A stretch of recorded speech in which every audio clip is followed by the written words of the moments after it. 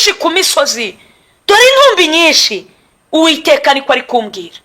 Ni ukuri Imana ya Isiraheli iri kumbwira ngo intumbi nyinshi. Bantu muri kuva naho bakira n'icyo kimenyetso, ni kare babuze ibyorezo, ni kare babuze inkota y'Uwiteka, umurimo uzaranga banyuremo. Igihugu kirarira kandi kibaye umuhonge, isi icitse intege ibaye umuhonge, abanyakiro b'isi bacitse intege, kandi isi ihumanijwe n'abaturage bayo, kuko bishe amategeko bagahindura ibyategetswe, bakica isezerano ridakuka. Nicyo gitumye umuvumo utsemba isi n'abayibamo, bagatsindwa n'urubanza. Nicyo gitumye abaturage b'isi batwikwa, hagasigara bake. Amen. Abahinzi bari kurira, barahinga. Kera abantu barahingaga, imyaka ikera itagombereye imiti. None tugeze mu rwego ari ibirayi ni imiti, imyanya byose n'ibigori n'isina ziri kurwara. Igihugu kirarira, ibintu byose biri kurira. Imana yansuye imbwira yuko n'inka mu biraro ziri kurira. Ubwo Imana yansuraga yarambwiye kubyerekeranye n'aya matura abantu muri gutura, ko ntaho biri kwandikwa. Icya 10 ngo ntaho cyandikwa n'amaturo. Wenda noneho nimushake mu ndangize rwose mu ntera amabuye, nitabye Imana byararangiye. Nitwa Riziki Chantal.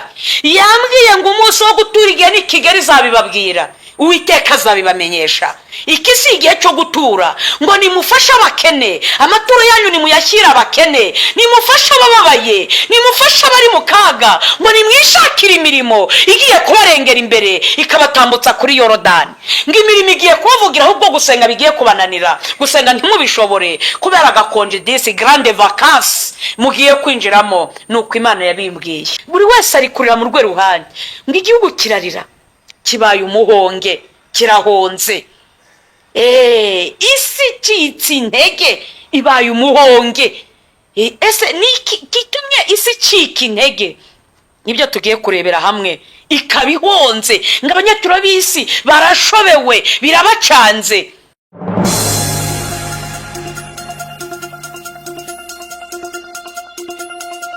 Ndabasuje mu izina rya Yesu Kristo. Muraho, reka dutangire dusenga mbagezeho ijambo ry'Imana. Mana yaremye ijuru n'isi, Mwami w'abami, we wicaye ahirengeye aheraho mu ijuru. Imbere ya byose ndagushimiye ko ari wewe Mana yera, Imana y'urukundo n'imbabazi, Imana tutabona uko tuvuga ubugwaneza bwawe. Ni wewe wicaye hejuru y'abakerubi n'abaserafi, ni wowe ufashe inyenyeri ndwi mu kiganza cyawe, ni wowe uzacira imanza abazima n'abapfuye. Ndagushimye uwera ko ari we wampamagaye ugendereye kugira ngo Mwami ukize imitima ya benshi, abantu be kuzarimbuka. Washimye ko mbagasambi ngo wikandagirireho. Ni Riziki ugaragara nk'ugayitse mu maso yawe, wa munyorogoto ugaragara nk'urunyo mu maso yawe wera. Nkugirireho umugisha Mwami w'abami, undinde kuvuga ijambo ryazanjyana mu muriro mu rubanza. Ume kuvuga amagambo aguturutseho gusa, mp'impanda wivugire, kuko ariwe washimye ko nza kuvuga. Mvuga ibyo washimye gusa. Nicyo meje ni Satani n'abadayimoni cyashya imyuka mibi. Ndasenze ngo Mwami imbaraga zose n'imigambi ya Satani bikurweho, abazumva ubu butumwa buzagira icyo buhindura mu mitima yabo, bose bazakumenye. Kandi ni ukuri, kuko turi mu bihe bya nyuma, ubashe kurokora ubugingo bwa benshi bwe kuzarimbuka. Urakoze Kristo kuri kumwe natwe. Ndagushimiye aho wicaye mu ijuru ko Mwami Imana hari icyo ukoze kuri ubu butumwa ko rero ugiye kubuherekeza. Mbisabye Data wera mu ijuru mu izina ry'Umwami wacu Yesu Kristo. Amen. Muraho yemwe. Ngiye kubaganiriza ijambo ry'Imana umwuka w'Imana yampaye kubagezaho abatuye isi. Ariko ndabanza mere kwa ahangaha muri Yesaya igice cya 24 umurongo wa 4 kugeza kwa 6. Hari ijambo rivuga ngo igihugu kirarira kandi kibaye umuhonge, isi icitse intege ibaye umuhonge, abanyakiro b'isi bacitse intege, kandi isi ihumanijwe n'abaturage bayo, kuko bishe amategeko bagahindura ibyategetswe, bakica isezerano ridakuka. Nicyo gitumye umuvumo utsemba isi n'abayibamo, bagatsindwa n'urubanza. Nicyo gitumye abaturage b'isi batwikwa hagasigara bake. Amen. Ijambo riravuze ngo igihugu kirarira kandi kibaye umuhonge. Iri ni ijambo Imana yampaye ngo ndiganiriza abantu, kandi koko igihugu kiri kurira, ntawe utari kurira. Niba abantu bari kwiga bakabona lisansi nta kazi, umuntu wicaye w'umushomeri udafite ubuzima ntakunda atararira. Abahinzi bari kurira, barahinga. Kera abantu barahingaga imyaka ikera itagombereye imiti. None tugeze mu rwego ari ibirayi ni imiti, imyanya byose n'ibigori n'isina ziri kurwara. Igihugu kirarira, ibintu byose biri kurira. Imana yansuye imbwira yuko n'inka mu biraro ziri kurira kuko zitakirisha ubwatsi zabonaga nk'uko zarishaga kera. Ubu nta kitarira. Nyanumva abakobwa bari kurira ngo babuze abagabo, abasore bari kwiyahura bashaka abakecuru, wenda avuga ati musange mu kazi afite kubera ko nta bushobozi bwo kubaka. Ubu ntawe utababaye, buri wese ari kurira mu rwe ruhande. Mbona n'abacuruzi b'abakira bahangayitse, abakomeye, amadeni, amakredi ya banke, buri wese ari kurira mu rwe ruhande. Ngo igihugu kirarira, kibaye umuhonge, kirahonze. Isi icitse intege, ibaye umuhonge. Ese niki gitumye isi icika intege? Nibyo tugiye kurebera hamwe. Ikaba ihonze, ngo abanyatura b'isi barashobewe, birabacanze. Icyambere Imana irabisobanuye muri iri jambo, iravuze ngo isi yahumanijwe, isi ihumanijwe n'abaturage bayo. Igitumye igihugu kirira, isi igacika intege, isi ihumanijwe n'abaturage bayo.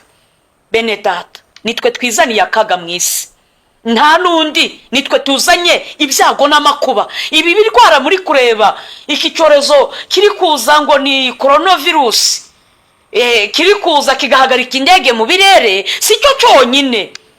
Imana yambwiye ngo biracyaza, yewe n'ubushita buraza, n'ibishyuta biraza, za mugiga zigiye kuza, biracyaza. Ibi ngibi muri guhana amacesi ku maboko, ubushita buraje ku maboko, ndebe uko musuhuzanya.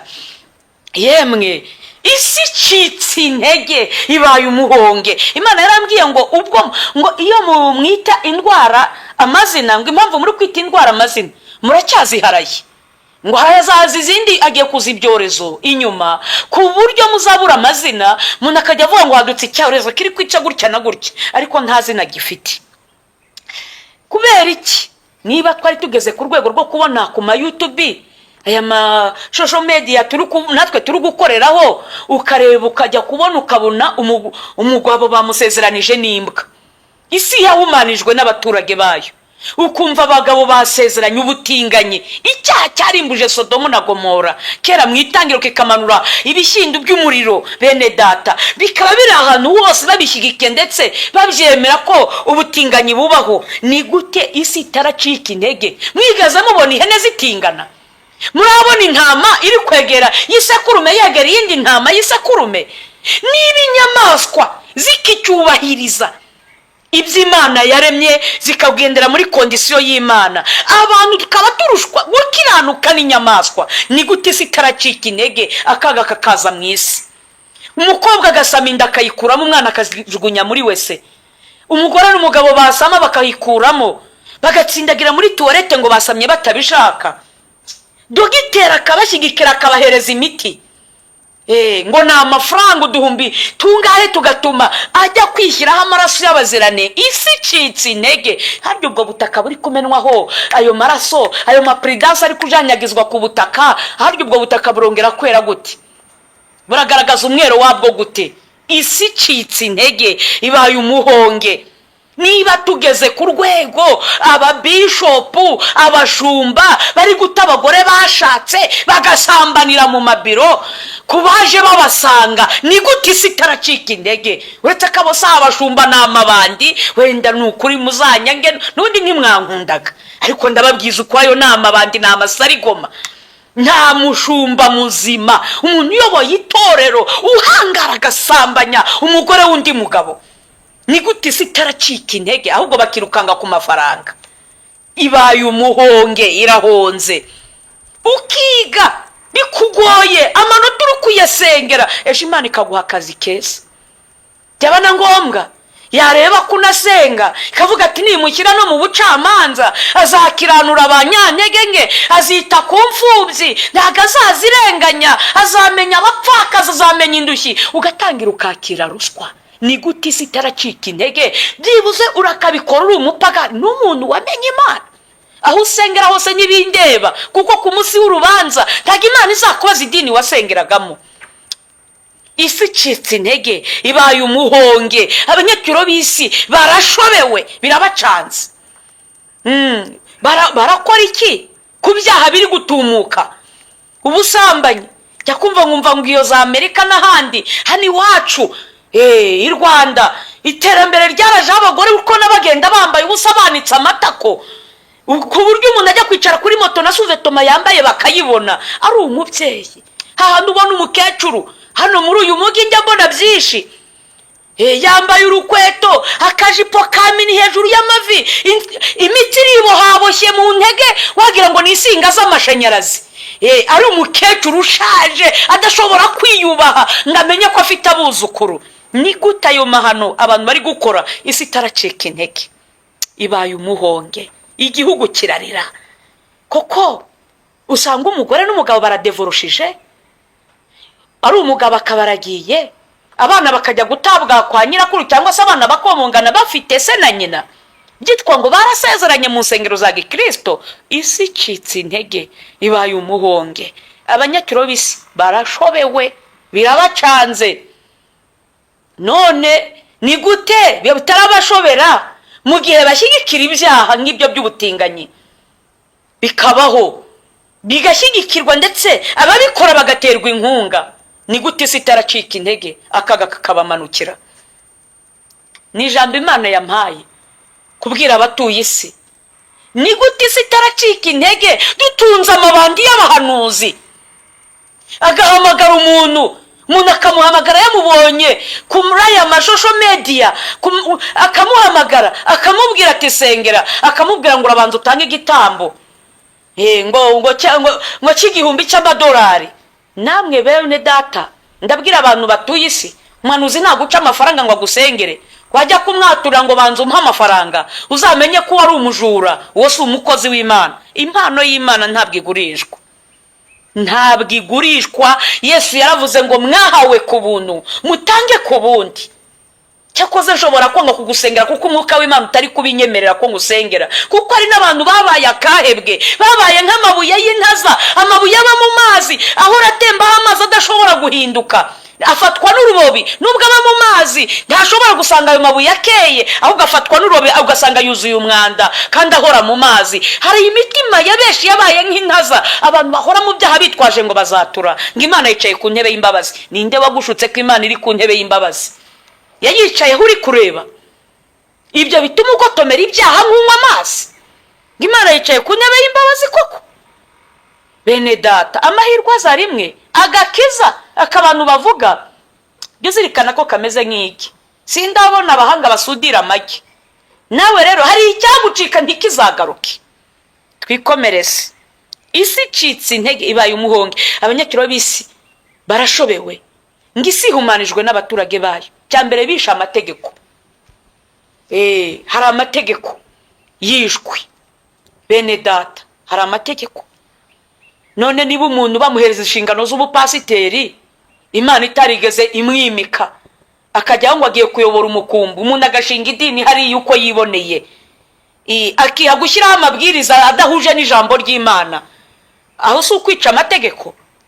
Niba umuntu yiha gusezeranya umugore utandukanye n'umugabo, kandi ijambo ry'Imana rivuga ngo icyo Imana yifatanyirije muntu ntakagitandukanye, wowe ukabirengaho kandi witwa ngo uri umupasiteri, ngo uri umushumba, ugasezeranya umuntu wigeze urugo, nturi kwica amategeko, ugahindura ibyategetswe. Hari ibintu byategetswe bene data, ntabwo ari ugupfa kwinjira mu bintu by'Imana gutyo gusa. Twikomereze. Bisha amategeko bahindura. Niba twe tugeze ku rwego bavuga ngo bantu basezeranya abahuje ibitsina ubutinganyi, kandi kera bitarabagaho, uko si uguhindura ibyategetswe, si ugukora mu jisho ry'Imana. Niba umukobwa ari kwiyemeza kuba indaya akagera aho asambana n'imbwa cyangwa umugore, uwo si ahinduye ibyategetswe? Bene data, isi humanijwe n'abaturage bayo kuko bishe amategeko. Biteye isoni n'agahinda kuba barokore mbere twarabizerwa abakristo, umuntu bakamushyira kuri kese ya banki bavuga ati ubwo ari umurokore ntashobora kurya n'igiceri cy'atanu. Ariko iyi minsi ya none ntiyagikora ijambo ngo nuko yabatijwe, ni umukirisitu nashaka yaratijwe kwa padiri, ubu ntawe ukugirira icyizere keretse abantu bakuzi bavuga ati dusanzwe tuzi ko ari inyangamugayo. Ariko ubu nta cyizere kikibaho ku cyitwa umuntu. Isi icitse intege, ibaye umuhongi. Abanyakiro b'isi barashobewe, birabacanze, simanijwe n'abaturage bayo kuko bishe amategeko bagahindura ibyategetswe. Nicyo gitumye umuvumo utsembye isi. Marayika w'Imana aratambutse, arazengurutse. Bene data, umuvumo utsembye isi. Ndikora aka kantu k'umuvumo utsembye isi, Imana imaze iminsi imganirije. Narasenze mu cyumweru cyashize, sinagize ikintu nshyira kuri YouTube. Imana ubwayo yanyibwiriye ko natwe hano iwacu Rwandije kudusura, yampaye ijambo ryo muri Zaburi ya 50:3 havuga ngo Imana yacu izazaye guceceka. Zaburi ya 50, kandi some mutagira ngo wenda mbabwira ibyanditswe. Imana impereza ubutumwa bujyanye na Bibiliya, ntagiye impereza ubutumwa butari muri Bibiliya. Imana yacu izaza ye guceceka, ntago izakomeza icecetse, iraje. Yarambwiye ngo abantu bagiye bakora ibiganiro ku maradiyo, Uwiteka yarabyumvise bibaza ngo mbese Imana iriho. Imana irambwiye ngo haba abakirisitu n'abapagani murayibonye, iraje. Izaburi ya 50:3 baravuga ngo Imana yacu izaza yo guceceka, imbere yayo umuriro uzakongora, umuyaga w'ishuheri uzayigota. Amena. Yemwe bantu b'Imana, by'umwihariko ngabwira abakristo turi kumwe muri iki gihugu, Uwiteka araje, muramubonye. Abatamuzi muhumure, Imana irabiyeretse. Ngababwira ngo Imana murayibonye, ije ikenyeye umuriro, yiteye umuyaga. Mwitegure kwakira umushyitsi muhire. Ndetse ikambwira ngo isi akaga karaje, isi ihumanijwe n'abaturage bayo. Bene data, irambwira ngo hagiye gutera inzara, inzara ikomeye itarigeze iboneka mu Rwanda.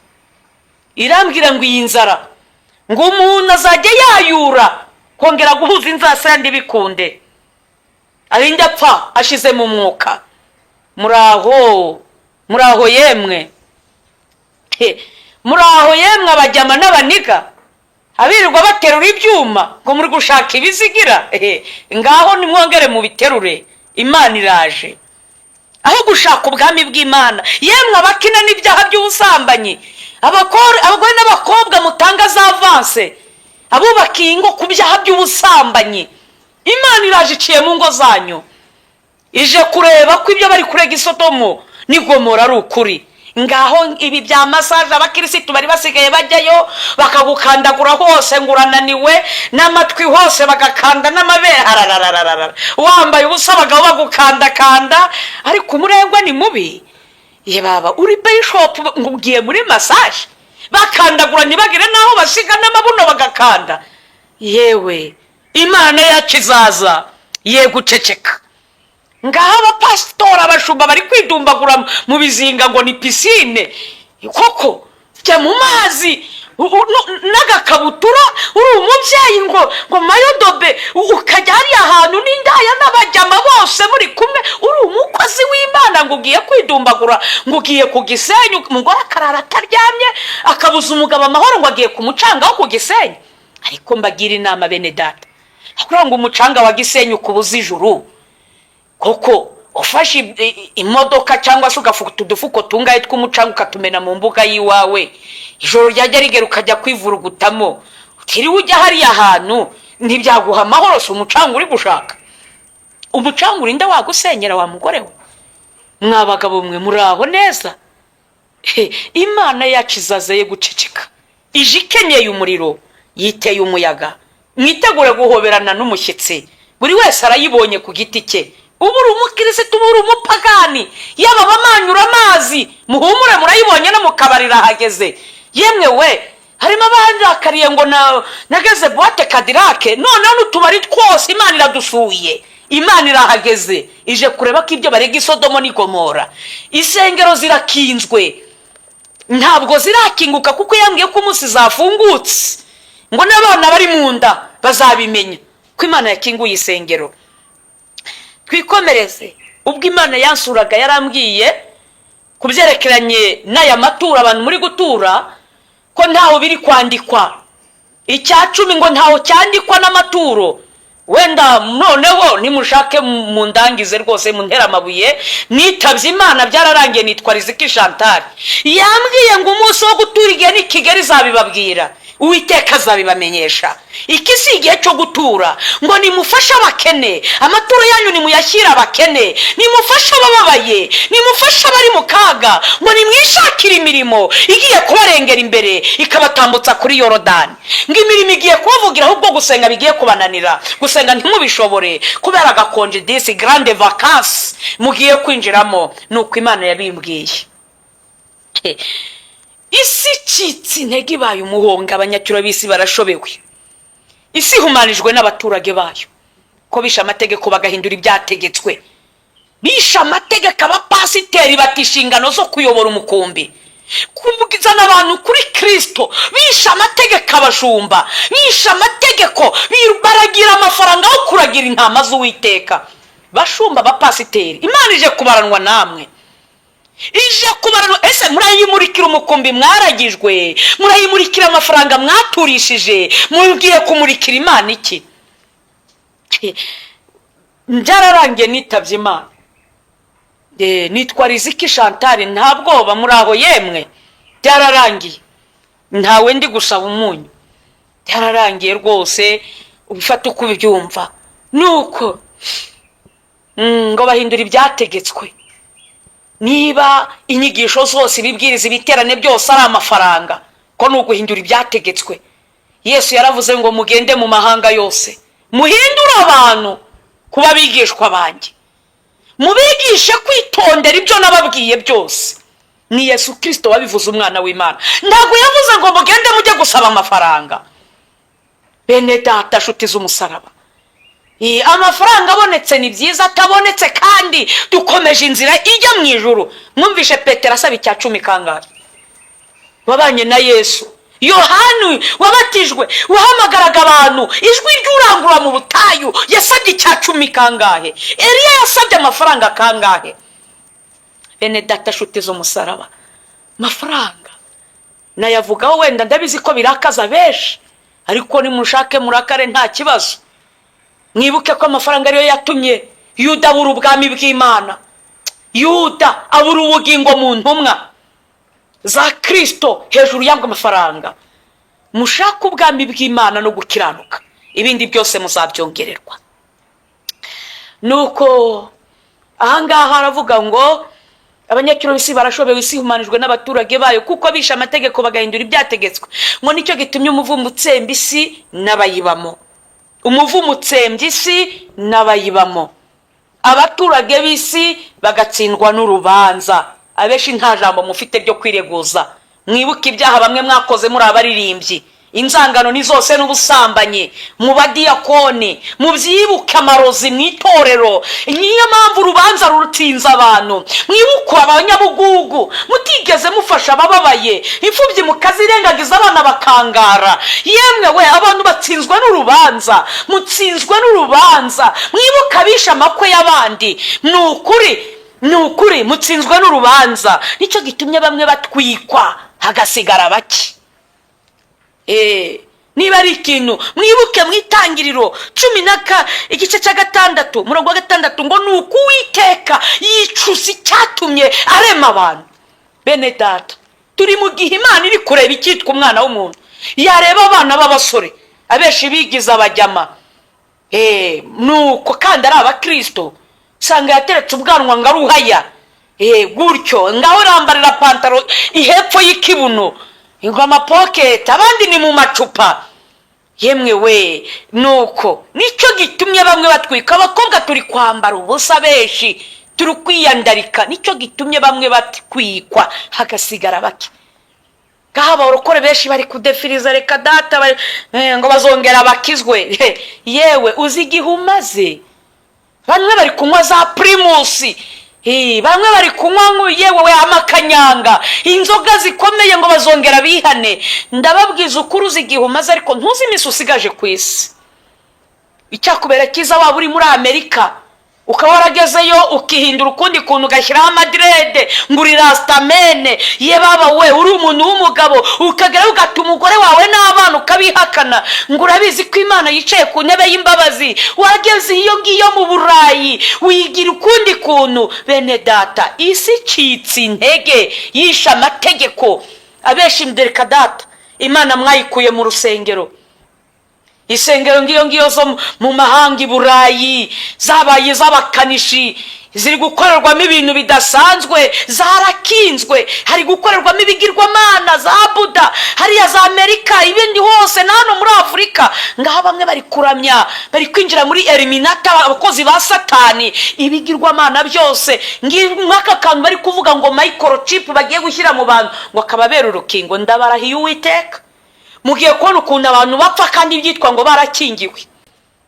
Dore intumbi nyinshi ku misozi, dore intumbi nyinshi.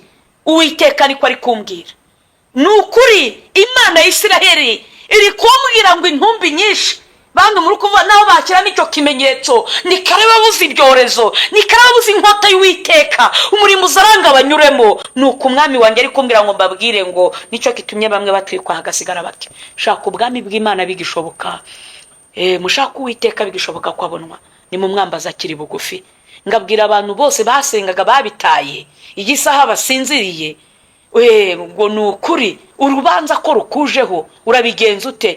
Batsinzwe n'urubanza, niko ijambo ryavuze. Wa mugore we usuzugura umugabo uko wiboneye, yewe izirikana ko uzabazwa ubugingo bwe udakora inshingano zigusabwa mu rugo, ahubwo ukaba nk'isi ukaba wo gusahura urugo uteganyiriza ngo ejo hazaza ushobora no gushaka abandi bagabo, uje kubazwa ubugingo bw'uwo mugabo. Yemwe abari gucana inyuma, Imana inyuze mu ngo zanyu kandi mari kacanye inkota. Abagabo bari guca inyuma y'abagore, abagore mu gace inyuma. Yemwe bakobwa mwabaye ibirara muri kugusha abasore, mwabamarishije inkota y'ubusambanyi mubabeshya ngo muje kubasora kandi mwitwa ngo mwamenye Yesu Kristo. Abo bose uburakari bugurumana bw'Uwiteka burabamanukiye. Ntukuri ndabwira n'abantu basambanya abana bato kimwe n'abasambanya amatungo. Umuntu agasanga yahangaye inka, ihene, inkoko. Narabibabwiye ko Imana yabintumye ikibungo mw'iterano hakabonekamo abantu 7. Imana yabimbwiriye mu nzozi, mbona abagabo 2 n'abasore 2. Bamwe babwira ati Imana imbabare nasambanye n'inkoko. Ntibitaye isoni umuntu w'umusore ubenguka inkoko? Nikiba cyagushituye inzara, umunwa, burya ujya kubenguka inkoko ariko icyaguhagurukije koko? Uretse shitani y'umukara, isi humanijwe n'abaturage bayo. Reka dusenge bene data shuti z'umusaraba.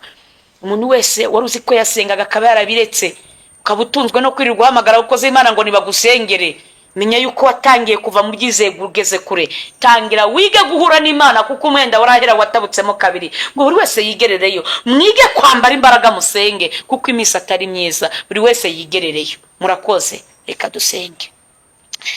Urera kandi urakiranuka, uri Imana nyamana itagira ikizinga n'umunganyari. Uri Imana ihindirwa umushyitsi, uraranywa uko bukeye uko bwije. Hano kuri iyi si uretse ko mu ijuru nta kwira kubayo, hahora umucyo, hahora hakeye, kuko hamurikiwe n'umucyo w'uwera. Ndagucira bugufi mwami w'abami, ndakwinginze ngo ukize ubugingo bwa benshi burimbukiye mu isi y'ibyaha, burimbukiye mu mwijima, burimbukiye mu kaga n'amakuba. Uwiteka we, ndakwinginze ngo utabara abantu benshi barimbutse. Ugira icyo ukora kuko uri Imana ishobora byose. Urakoze nyakubahwa, urakoze gitare cyanjye ko hari icyo ugiye gukora ku bantu benshi bari barimbutse. Iri jambo harabo rigiye gutabara. Urakoze abarwayi ubakize, cyane cyane ukize imitima ariko n'inyuma ku mubiri, abababaye ubakize kuko uri Imana ibishoboye. Kubw'umutima w'imbabazi urengera abanyamubabaro, abagiye kubyara ubatabare, no mu nzu z'imbohe Mwami Imana bubaha izina ryawe. Ugira icyo ukora bemeye kwihana, ugira icyo ukora kuri bo Mwami. Ingo ziri gusenyuka ugira icyo ukora. Ndagushimiye ko utabaye abantu benshi Mwami Imana, kubwira ijwi ry'urangurura mu butayu Uwiteka ko ari cyo ugiye gukora. Ndagushimiye ko byumvishije, mbisabye Data wera wo mu ijuru mu izina ry'Umwami wacu Yesu Kristo, amen.